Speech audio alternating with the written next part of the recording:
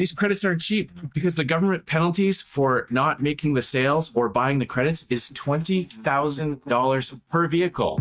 Carbon credits are starting to become big business. Welcome back to Moose and Loose. My name's David. Today, we'll be talking about Elon Musk and his rise in profits of carbon credits and how I think Mark Carney is following his path here in a way, how government regulation works in America, in Canada, and how Mark Carney will be rolling this out here and we'll be paying the price. Let's jump into this. Currently in Canada, there is a carbon credit system as well as in America. And this is important because they're essentially tied. Now, this goes back about 10 years ago. I believe around 2013, they started bringing these in where there was a carbon credit system put in because there was demand for this in America, more specifically in California. California drove a lot of these regulations, a lot of eco warriors over there, and that was the birthplace of Tesla. How this works is in America, the states are essentially like little mini countries. The federal government, as in Trump right now, has some power over legislation, but it's actually the states that have more control over the regulation, or in this case, the carbon credit market. Now, they do have a carbon credit, a cap and trade system in California, where if companies do not produce enough EVs, and it's measured in the exhaust coming out of vehicles, well, electric vehicles have no exhaust, thus they generate carbon credits. We're going to talk about the auto industry as it's the biggest example in America today. For this reason, Elon Musk makes a lot of money off of carbon credits. He's also an early investor in the initial funding round of 2021 in Stripe, who created Frontier Program, who made the carbon credit system in America. They're trying to get this off the ground. I should clarify here, the Frontier Program is funded by big tech companies, thus they're creating future carbon credits. Right now, they're voluntary, mostly for the tech sector. So if you were to compare this, for the auto industry to buy carbon credits, they have to buy it from another company that has equal carbon credits, aka Tesla. Right now, the Frontier Program doesn't provide those because legally they don't count towards it. But in the future, with the right person in power, and as we've heard Mark Carney talk about how America comes and goes with their support for things, he's hoping that a new Joe Biden gets in there and beefs up the carbon credit system because it'll greatly benefit him. So back to Elon Musk, not only is he benefiting currently from Tesla selling carbon credits, but as this increases in value, he's getting stinking rich from this. And you got to remember, he was an eco warrior himself. He's come over to the side of reason because he could see it was destroying the country, pushing everything through green eco regulation, but he's still set to make a lot of money off this. We just call it as it is. I'm a big fan of Elon Musk, but Mark Carney is doing the same thing. Mark Carney, as you can see, was a board member of Stripe from January 2021 to 2025, and he's an investor in Stripe. We know this from his own release here of his conflicts of interest, shares in Stripe, and this is in his own RSP holdings, which means these are the most important investments to him. So how this works is Elon Musk is able to sell carbon credits starting in California because other companies weren't producing EVs and their EVs are zero emissions. And when the California government came in with regulations saying every car company has to reduce their emissions, well, then they start buying carbon credits from Elon Musk, from Tesla. The system started getting adapted by other states across America, and that's how the carbon credit system currently exists today. It's mostly not mandatory, it's mostly voluntary, except for in some industries like the car industry. Also, we see this in the energy industry. Some power plants, some energy companies have to reduce their emissions, and if they can't, they have to buy carbon credits from other companies. And a perfect example would be companies that Brookfield owns, like Evolution, which is hydropower. There's a lot of hydropower here in Vancouver Island. They also have this one, Kokish River Hydroelectric Dam. So Brookfield has a lot of these, and they're going to be making carbon credits off all this stuff. That's why they keep wanting to push this North Coast transmission line to KSI Listums LNG and the Red Chris mine. These are all going to be net zero, low carbon. They're going to be generating carbon credits, which will be sold in this carbon credit system here that Mark Carney, who's invested in Stripe, who created the Frontier Program, will directly profit off of these carbon credits. So that's how it exists today, both in Canada and America. And how this worked is America set this up through different states. States started copying California, and then back about 10, 12 years ago, then Canada started mirroring America's regulations for vehicles. And today, car companies in Canada, if they don't sell enough EVs, which most of them probably are not because EV sales are tanking, they have to buy carbon credits from Tesla. And we had Andrew Scheer point this out a couple of months ago. This brings me back to the credit system. The new electric vehicle availability standard now includes an early credit system to help automakers comply by encouraging them to get more EVs on the market as early as possible and even next year, and to build more charging infrastructure. So a traditional manufacturer has to sell 20% of their vehicles as EVs, but the market simply doesn't want them. Let's say they only sell 10% of their sales as EVs. They have to go out and buy those credits from a company that's sold more than 20%. So let's look at Tesla. 100% of the cars that they sell are electric. So that means in the first year, 80% of the cars they sell will generate extra money for Tesla because they can then sell these credits to traditional car companies. These credits aren't cheap because the government penalties for not making the sales or buying the credits is $20,000 per vehicle. So what do you think these credits are going to be worth? If the government's going to fine you $20,000 for not having the piece of paper, that's what the credits are going to be worth. Your new car sale will be subsidizing Elon Musk's Tesla at 20 grand a pop, right out of your pocket. Trust me, you are not mad enough about this. And that's just it. So if the companies can't sell enough EVs, then they have to add that price to the car. So Elon Musk making a ton of money off this. And this is what Mark Carney wants to get in on. But I think he's doing it from the position of Stripe, as well as a couple of these other companies that he's invested in at the ground level, like Cultivo Land PBC, another carbon capture company. Tesla's carbon credit revenue soars $2.76 billion amid profit drop. So sales of Tesla have gone down, but the carbon credit value has gone way up. Tesla's profits took a hit in 2024, dropping 23%, but one revenue stream kept surging: carbon credit sales. The car maker reached a new record in selling regulatory credits, recording a 54% jump from 2023. This is how Mark Carney wants to get rich. He doesn't have a car company, but he is invested in Stripe. He's invested in a bunch of other companies. And to know what those companies are, we don't have to look far. It'll be either one of these ones in Annex A. The companies he's listed, he's been screened because he has a management position. Oversight has something to do with these companies. It'll be one of these. But more likely, the real smoking guns here will be coming from the self-administered RRSP holding one or more securities or funds that would be considered controlled assets if held outside the plan. These are the ones Mark Carney controls himself. Thus, these are the most important ones. Shares of north of 60 advisors. Stripe, as I keep ringing the bell here, he manages this. He probably has tens of millions of dollars in Stripe alone. Shares of Partner Value Investments LP. He's got options and deferred shares. Brookfield Corporation, as well as the same thing for Brookfield Asset Management. But then he's got this notional long-term incentive plan of Brookfield Global Transition Fund. This is the carried interest, the 3% after the hurdle rate, and then investors get their money back and Brookfield takes their share. He gets 3%. When you're getting billions of dollars, getting 3% of that is a lot of money. He's also got this: shares in Cultivo Land PBC. This is also another carbon capture company, and shares in Watershed Technology Inc. Now, I have videos on this if you want more details on that, but I will be breaking these down more because as we learn more knowledge, these end up opening up more doors and more information, and they just make more sense later on. These are the smoking guns here of how Mark Carney's going to get rich. He's telling us how he's going to get rich, and he's following Elon Musk's plan here. So Tesla's performance 2024, you see the profits went down, but what do we have here? Carbon credits. So here's the carbon credits down here. Tesla annual carbon credit revenue, and you can see it's starting to spike. Elon making a lot of money just off carbon credits. It says in 2024 alone, Tesla earned $692 million from selling regulatory carbon credits, accounting for nearly 30% of its quarterly net income, $2.33 billion. More impressively, the company's total carbon credit revenue in 2024 surged to $2.76 billion. Define expectations, the carbon credit market's resilience. Many analysts once predicted that Tesla's carbon credit windfall would shrink as other automakers ramped up EV production. In 2020, then CFO Zachary Kirkhorn warned investors against relying too heavily on regulatory carbon revenue. Yet, contrary to the expectations, Tesla's earnings from this segment have remained strong, surpassing previous records and hitting new highs. If we look what's happening in the EU, it says with EU regulators imposing penalties up to 300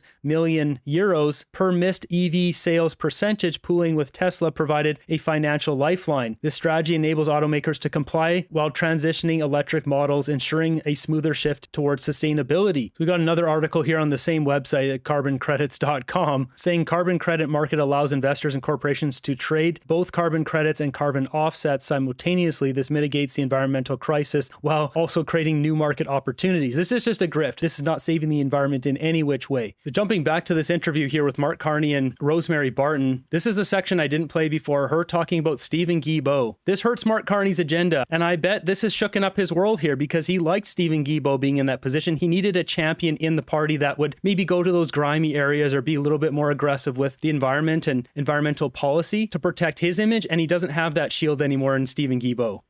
Stephen Guilbeault resigned from your cabinet, and when he did, he was very critical. what it took to get the deal with Alberta. You had to get rid of suspend clean energy regulations. You had to get rid of or not put in place the cap on oil and gas emissions. You had to say we're willing to not use the tanker ban anymore. There are a lot of Canadians that voted for you based on your bona fides on climate change, and then they see you willing to hand all those things over in order to get some sort of energy deal with Alberta. What do you say to them when they say, we're disappointed, this wasn't quite the person we thought he was? I'm the same person, same values, care about the issue fundamentally. And because I care about the issue fundamentally, I care about what gets done. Sure. Not what is put in regulation, not what is said, not what is prohibited. And then nothing happens. So you didn't think I actually believe he's telling the truth here. He wants this to get done because he doesn't make money if it doesn't get done. He's telling the truth for once. any of those things were going to happen? The reality is, look, there is no carbon capture being built in Alberta. There has not been because of these various measures. There isn't large-scale nuclear being built in Alberta. There are no interties between a clean electricity grid in BC and Alberta, which helps prove that. The effective carbon price, sorry, may I finish? Yes. The effective carbon price in Alberta is only $20 a ton. So what we did with Alberta is to change all of that with the MOU. Well, except with all due respect, you said you can have a pipeline if you do the carbon capture storage. You said we're not going to put a cap on oil and gas emissions. You have to do a large industrial emitter, and you already had a federal backstop to use to He's so insulting. He's so rude. enforce that. So I'm not really sure what you're getting out of it. We need the investment now. Yeah. What the country, it's not about me, what the country is getting out of it is action. The country is getting investment in clean energy, investment in nuclear, investment in carbon capture. Investment in carbon capture, most people will hear that and of course they think, well, what does that actually mean? It means the equivalent of taking 90% of the cars and trucks off the road in Alberta. These are major investments. Listen, we have too much regulation, not enough action. We're meeting on a day when the results of the previous climate plan are being released. And the fact is we're not going to meet our targets under a climate plan that had all the things in it that you said. Yeah, but we need to it's hard to see, we need to get going. It's hard to understand. We need to get going. This guy says it's for Canada. So plain and simple here, Mark Carney just mentioned nuclear power while Westinghouse is owned by Brookfield and Camco. He mentioned this during the debates. I have the clips right here. You can play them right off the chart. And I've also clipped this and put this on my second channel so they can't delete this off the internet. He told us up front what he wants to do and how he's going to make money with it. And are we surprised that Westinghouse is one of the companies that's in the Brookfield Global Transition Fund 1, the very fund he set up, the very fund he makes profits off of based off how well it does, his carried interest. He says it's not about him, but he just listed how he's going to make money off of it. He mentioned nuclear. There it is. It's right there, direct connections. And currently in Canada, the auto industry only has, I believe, 2 provinces that adhere to the carbon credit system. That is Quebec and British Columbia. They have their own EV standards where you have to sell so many EVs. You have to have these certain thresholds you have to hit. If you can't hit them, then you have to go to another company like Tesla and buy carbon credits. Now with BYD in China coming out with some really good looking cars, some of these things outperforming a lot of the high-end cars being built around the world, it is curious that the Liberals have followed America in banning Chinese EVs, which leads me to believe that the Liberals have investments that they don't want tainted by Chinese EVs, which is a topic for another day. The key difference with how Elon's doing it in America, every state gets to regulate how much net zero, how much regulations, carbon credits for each industry, where in Canada, the Prime Minister is able to put a top-down regulation on everyone, and all the provinces have to adhere to that. And the minimum, they could go over it, but they have to adhere to the minimum, giving Carney much more power in Canada to roll out this agenda. So being invested in Stripe at the bottom level here, he could potentially make a lot more money than Elon Musk doing this. How removing policies that are not going to get us to the targets and potentially building another pipeline will get us there. Rosemary, what gets us there is doing things.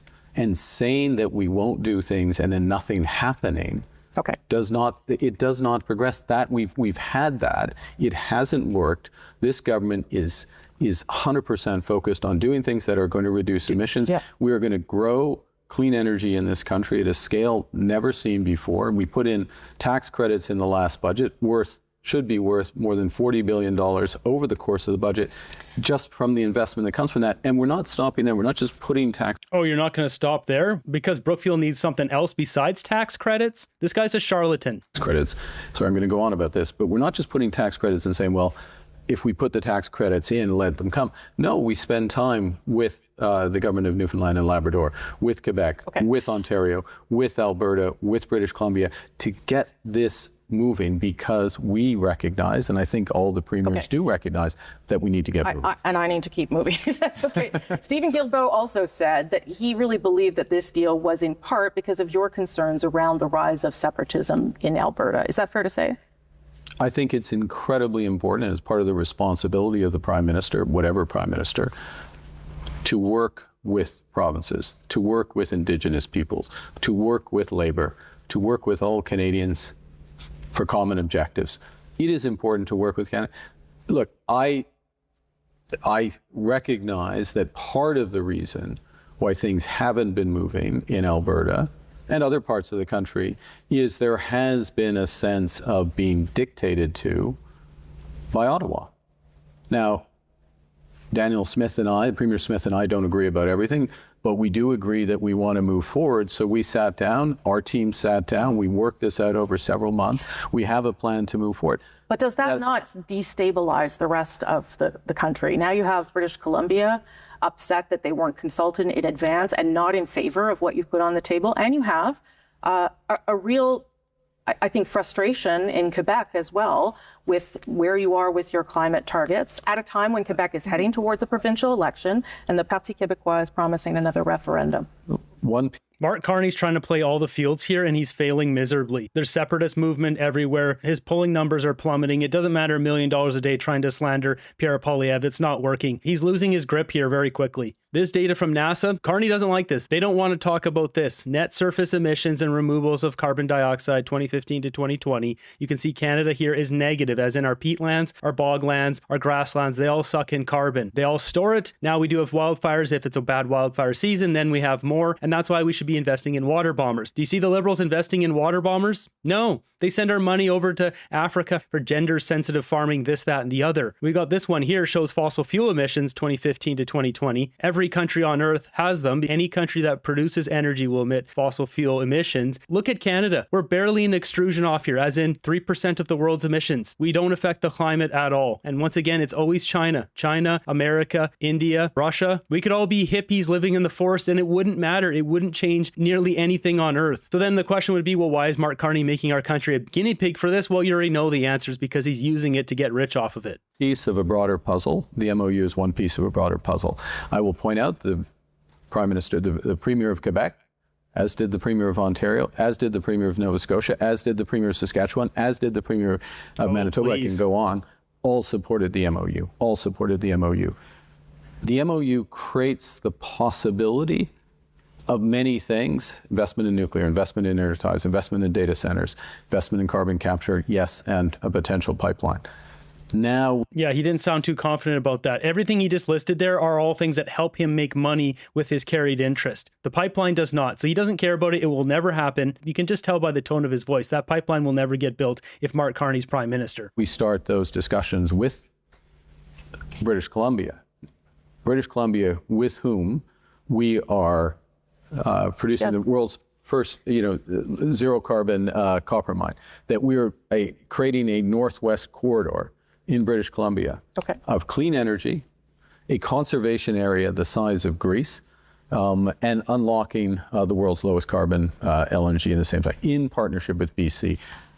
These links. You know what happens with that? These companies that, like the lowest carbon mine or LNG, they'll then generate carbon credits, as I've mentioned earlier with Elon Musk and Tesla in America, and then those get sold into the carbon credit system. They essentially become one of these high integrity removals that can be sold, and then those companies have to pay for it. This drives up the cost of everything in Canada the more this rolls out. This is the worst thing that can happen to Canada. Mark Carney is the worst thing that has ever happened to Canada. He is a grifter, a smart banker who came up with a plan here to squeeze Canada dry and to get rich in the process. He doesn't care about our country, and frankly, he's currently ripping off our country with his many direct conflicts of interest. At what point does this guy not get impeached? And the answer is no, we can't impeach the prime minister. That's only in America. The only thing that can happen here, a confidence vote that he loses, he gets ousted by his own party, but the Liberals agreed to not have that provision in their party again, as they did with Justin Trudeau, so they can't get rid of him. So really the only person who can get rid of him right now is Mary Simon, and she's a shill who would never do that. Something else to consider here is Mark Carney's direct connection to Elon Musk. He used to be the vice chair and then chair of Brookfield Asset Management, ESG, environmental, social, and governance. And during that time, he did these deals here with Tesla. We can see Brookfield to create solar neighborhood with Tesla. This is a neighborhood in Austin, as well as this mall here, Willowbrook Mall, as well as this deal here with Twitter to help bail them out, $250 million,